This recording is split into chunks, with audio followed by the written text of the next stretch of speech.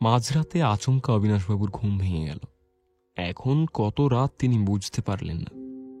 Current এসেছে, তাই ঘরের নাইট বাল্বটা জ্বলছিল।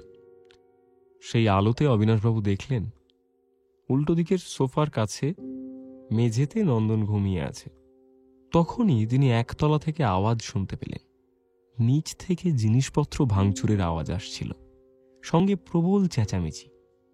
রাত দুপুরেও ঝগড়া, গালিগালাজ। নিজের ঘর থেকেই ধস্তাধস্তির আওয়াজ পাচ্ছিলেন অবিনাশবাবু। হাতের ওপর ভর দিয়ে বিছানায় উঠে বসলেন তিনি। এরপর ধীরে ধীরে নন্দনকে ডাকতে শুরু করলেন। নন্দন উঠতেই ওকে নিচে পাঠালেন অবিনাশবাবু। উনি অসুস্থ, এত রাতে এসব যাতে থামিয়ে দেয় এই সমস্ত বলার জন্য। নন্দন চলে যেতে অবিনাশবাবু হাল ছেড়ে দেওয়ার ভঙ্গিতে বিছানায় শুয়ে কিছুক্ষণ সিলিংয়ের দিকে তাকিয়ে থাকলেন। চিৎকার চেঁচামেচি তিনি কোনো কালেই পছন্দ করতেন না। সুজাতা বেঁচে থাকতে তাকে কোনোদিন বাড়ি ফিরে অশান্তি শুনতে হয়নি। ছেলেমেয়েরা তাদের যাবতীয় অভিযোগ সুজাতার কাছেই করতেন। অবিনাশবাবু এও জানেন যে তার মেজ ছেলে রিন্দন আর মেজ বৌমার মধ্যে বনিবনা নেই। মাঝে মধ্যেই তাদের ঝামেলা হয়, কিন্তু এর আগে তারা কখনোই অবিনাশবাবুর উপস্থিতিতে ঝামেলা করেনি। যেদিন থেকে অবিনাশবাবু বাড়িতে বেশিরভাগ সময়টা কাটাতে শুরু করলেন, সেদিন থেকে আর আড়াল করা গেল না। অবিনাশবাবুর উপস্থিতিতেই পরস্পরকে অকথ্য ভাষায় গালিগালাজ করে। এমনই একটা ঝামেলার পরদিনই অবিনাশবাবু তার মেজ বৌমা তৃষাকে ডেকে পাঠিয়েছিলেন। তৃষা তখন কোথাও একটা বেরোচ্ছিল।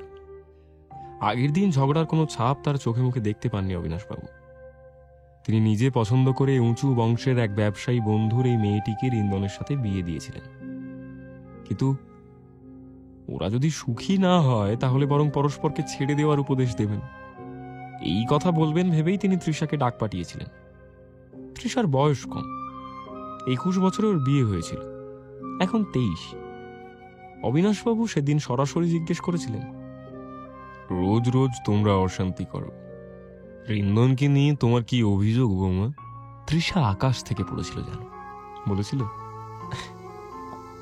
আমার ওকে নিয়ে কি অভিযোগ থাকতে যাবে? আমি যাই করি তাই ওর পছন্দ হয় না। অভিযোগের পাহাড় তো ওর।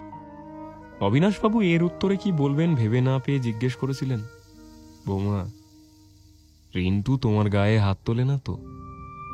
মাঝে মাঝে মনে হয় মারধরের শব্দ পায়। তৃষা চটপট উত্তর দিয়েছিল, ও মা, ও মারলে আমি ছেড়ে দিই নাকি? আমরা দুজনেই মারপিট করি। আর তাছাড়া ওর অত শক্তি কোথায়? দুজন দুজনকে কটা চড় থাপ্পড় মারি, তারপর চুপ হয়ে যায়। বলেই আর না দাঁড়িয়ে চলে গিয়েছিল। অবিনাশবাবু ওর কথা শুনে স্তব্ধ হয়ে বসেছিলেন কিছুক্ষণ। তৃষার বয়স কম বলে কিনা বুঝতে পারছিলেন না, শুধু এটুকু বুঝেছিলেন বাড়ির অশান্তিটা বন্ধ করা গেল না। বেশ কিছুক্ষণ হলো নন্দন নিচে গেছে।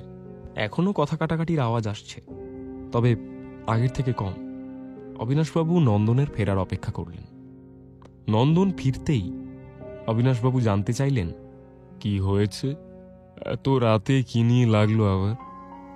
নন্দন দরজার গায়ে দাঁড়িয়ে উত্তর করল, মেজ দাদাবাবু বাড়ি ফিরে ঘরে বসে আরো মদ খেয়েছিল। প্রথমটা মেজ বৌদির সঙ্গে ঝামেলা করল, এখন আপনার সঙ্গে কথা বলতে চায়।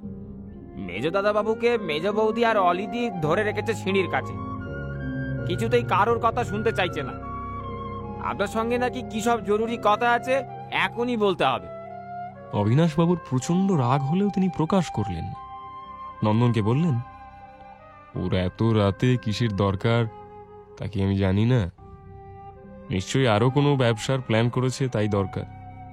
বাদ দে, তুই দরজাটা দিয়ে শুয়ে পড়। নন্দন দরজায় ছিটকিনি দেওয়ার আগেই হুড়ুমুড় করে দরজা ঠেলে ঘরের ভেতর ঢুকে পড়ল রিন্দন। পেছনে পেছনে তৃষা ও অলিভিয়াও এসে দাঁড়ালো অবিনাশবাবুর ঘরে। অবিনাশবাবুর মুখ দেখে মনে হলো স্পষ্টতই তিনি খুব বিরক্ত হলেন। তৃষা হাত ধরে রিন্দনকে ঘর থেকে টেনে বেরিয়ে যেতে চাইল। রিন্দন হাত ছাড়িয়ে নিল। তৃষা এবার প্রায় কাকুতি মিনতির গলায় রিন্দনকে বলল, কি করছো রিন্টু? নিচে চলো চলো। আচ্ছা ঠিক আছে, আমি না হয় কালই বাড়ি ছেড়ে চলে যাব। বাবা অসুস্থ, এত রাতে পাগলামি করো না, তুমি চলো আমার সাথে নিচে। তৃষার কথাকে পাত্তা না দিয়ে রিন্দন ওর বাবার খাটের পাশে এসে দাঁড়াল। জড়ানো গলায় ওর বাবাকে প্রশ্ন করল, তুমি প্রপার্টিটা ভাগ করে দেবে কিনা বলো তো? তারপর একটু থেমে থেমে বলল, লিচু দুদিন বাড়ি ফেরেনি, তা তুমি জানো? কিসের বাবা তুমি? কিসের বাবা? শুধু বড় ছেলে আর মেয়ে ছাড়া আমাদের কথা তুমি ভাবো না? বাকিদের কি তুমি দেখতে পাও না নাকি? আমি কিছু বুঝি না, না? সব বুঝি আমি, সব। লিচু অবিনাশবাবুর ছোট ছেলে অলিন্দর ডাক নাম। অবিনাশবাবু নন্দনের দিকে তাকালেন, জিজ্ঞেস করলেন, ছোট খোকা বাড়ি ফেরেনি দুদিন? নন্দন মাথা নেড়ে হ্যাঁ বলল। অবিনাশবাবু আকাশ থেকে পড়ে বললেন, মানে তুই আমায় আগে বলিসনি কেন? এইটা আমাকে কেউ বলনি কেন যে ছোট খোকা বাড়িতে নেই? কেউ বলনি তোমরা কেন? নন্দন মাথা নিচু করে দরজার কাছে দাঁড়িয়ে থাকল। অলিভিয়া এতক্ষণ একটাও কথা বলেন। ও আজকাল অস্বাভাবিক শান্ত সবসময়। এখনো শান্ত গলাতেই বলল, ভাই তো যাবার আগেই বলে গিয়েছিল ওর টাকার দরকার, নইলে অনশন করবে, নয়তো এই বাড়ি ছেড়ে চলে যাবে। তুমিই তো বলেছিলে এই বাড়িতে থেকে তোমার সামনে না খেয়ে মরার চাইতে যেন এই বাড়ি ছেড়ে দেয়। ও চলে গেছে। অবিনাশবাবু ফ্যাল ফ্যাল করে চেয়ে দেখলেন মেয়েকে, বললেন, ও তো আমার মুখের কথা, আগেও তো কতবার বলেছি। তাহলে তাহলে ও যে সত্যি সত্যি বাড়ি ফেরেনি তা আমাকে জানাবি না তোরা? কোথায় আছে খোঁজ নিতে হবে তো, কোনো বিপদ হলো না তো? একটা ফোন কর না অলি। অলিভিয়া এই কথার কোনো উত্তর দিল না। রিন্দন এবার চেঁচিয়ে ওর বাবাকে বলল, শোনো, ফাঁকা দরদ দেখিও না। আমার আর লিচুর বেলায় শুধু বাঁধা হাত খরচ, আর ওদের দুজনের বেলায় তো পুরো সাম্রাজ্য দিয়ে বসে আছো তুমি। ওরা ওরা কত টাকা ওড়ায় আমি বুঝি না আমি? শুধু আমাকে বসিয়ে রেখেছো বলে আমাকে খোটা দেবে তা তো হবে না, তা হবে না। আমি সহ্য করবো না বাবা, আমি সহ্য করবো না। অবিনাশবাবু এতক্ষণ ছেলের দিকে প্রায় তাকাচ্ছিলেনই না, ভেবেছিলেন কোনো কথা বলবেন না। এবার গম্ভীর গলায় বললেন, মাঝরাতে বাড়িতে মাতলামি না করে আমার ঘর থেকে বেরিয়ে যাও, আমি ঘুমোবো। যাও, বেরিয়ে যাও। বলে বিছানায় আধশোয়া হতেই রিন্দন আবার ধমকে উঠল, তুমি ভাগাভাগি করে দেবে কিনা বলো, নইলে কিন্তু খুব খারাপ হয়ে যাবে বাবা। তুমি বলো ভাগাভাগি করবে কি না? অবিনাশবাবু বললেন, কি চাস তুই? এত রাতে এই অসুস্থ শরীরে আমি বিষ খেয়ে মরি, এটাই চাস? রিন্দন নাছোড়, তুমি ভাগ করে দেবে কিনা সেটা বলো। আমি আমার নিজের মতো বিজনেস করব, আমার সব ভাবা হয়ে গেছে, সব ভাবা হয়ে গেছে। আমি অর্জুন মলয় আমার পার্টনার হব, কংক্রিট প্ল্যান পুরো একদম, ঠিক আছে তো?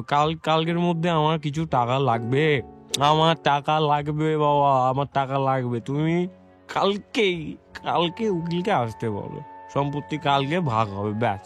আমি আমি আমি আর কিছু জানতে চাই, আমার কালকে সম্পত্তি ভাগ হবে। অবিনাশবাবু ধৈর্য ধরতে না পেরে বললেন, বেশ করেছি তোকে রাখিনি, বেশ করেছি। যে যোগ্য সে দায়িত্ব পেয়েছে। তোর কোনো যোগ্যতা আছে বড় খোকা আর অলির মতো হওয়ার? এতদিনে সব ভেসে যেত যদি তোর হাতে আমি দায়িত্ব দিতাম। এই বাড়ি ব্যবসা তোর নেশার পিছনে আমি যেতে দিইনি, আমি দেবও না। অলিভিয়া হঠাৎ বলল, ভাই বাড়ি ফেরেনি, মেজদার রোজ রোজ এই অশান্তিতে এই বাড়িতে থাকা যাচ্ছে না। তুমি এবার কিছু একটা করো বাবা, নাহলে আমি কিন্তু সবকিছু ছেড়ে ছুড়ে দিয়ে চলে যাচ্ছি। বলে আর দাঁড়ালো না। হাওয়ার গতিতে অলিভিয়া ঘর ছেড়ে বেরিয়ে গেল। অবিনাশবাবু কিছুক্ষণ ওর যাওয়ার দিকে তাকিয়ে থাকলেন, তারপর মেজ ছেলের দিকে তাকিয়ে দেখলেন রিন্দন একটা উত্তরের অপেক্ষা করছে। তখন তিনি একটু ভেবে বললেন, আমাকে একটু সময় দে, আমি অনিকে আসতে বলেছি এর মধ্যে। ও আসুক, তোর দাদা ফিরুক, যা চাস তাই হবে। রিন্দন অস্থির ছিলই, এবার সে আরো অধৈর্য হয়ে উঠল। হাত পা ছুঁড়ে ওর বাবার একেবারে সামনে দাঁড়িয়ে বলল, এই তুই কি বুঝতে পারছো না? আমি কাল ওদেরকে কথা দিয়েছি, আমার কালকে টাকাটা লাগবে। তৃষা এবার দরজায় দাঁড়িয়ে বলল, তুমি যদি এক্ষুনি এই ঘর ছেড়ে না বেরো, আমি কিন্তু এই রাতেই বাবার কাছে চলে যাচ্ছি, বলে দিলাম। বলেই তৃষা ঘর থেকে বেরিয়ে যেতেই রিন্দন ফ্যাল ফ্যাল করে কিছুক্ষণ সেদিকে চেয়ে থাকল। তারপর খানিক নেশার ঘোরেই আর কিছু না বলে দরজার দিকে এগিয়ে গেল। রিন্দন ঘর থেকে বেরোতেই অবিনাশবাবু জোরে জোরে কওয়ার শ্বাস টানলেন। জল খেয়ে চোখ বুজে আধশোয়া হলেন। নন্দনও মাটিতে বসে অপেক্ষা করছিল যদি বাবুর কিছু দরকার হয়। ওর বেশ ভয় করছিল। বাবুর শরীর এমনিতেই ভালো না, তার ওপর এত উত্তেজিত হলেন। রাত বিরেতে ওর বাবুর কিছু হবে না তো, এই ভেবে নন্দন নিশ্চিন্তে শুতে পারছিল না। রুদ্রাণী দিদির নাম্বার ওর মুখস্থ। অবিনাশবাবুর দিকে এক দৃষ্টিতে তাকিয়েছিল নন্দন। কিছু গোলমাল বুঝলেই ডাক্তার দিদিকে ফোন করবে। অনেকক্ষণ একভাবে শুয়ে থেকে একটু শান্ত হলেন অবিনাশবাবু। তারপর নন্দনকে আলো নিভিয়ে শুতে বলে নিজেও পাশ ফিরে একসময় ঘুমিয়ে পড়লেন। পরদিন সকালে ঘুম ভাঙতেই অবিনাশবাবু চোখ খুলে দেখলেন ঘর প্রায় অন্ধকার। নন্দন জানলার পর্দা সরায়নি। বিছানায় পাশ ফিরতেই একজনকে দেখে ভীষণ চমকে উঠলেন তিনি। তুই?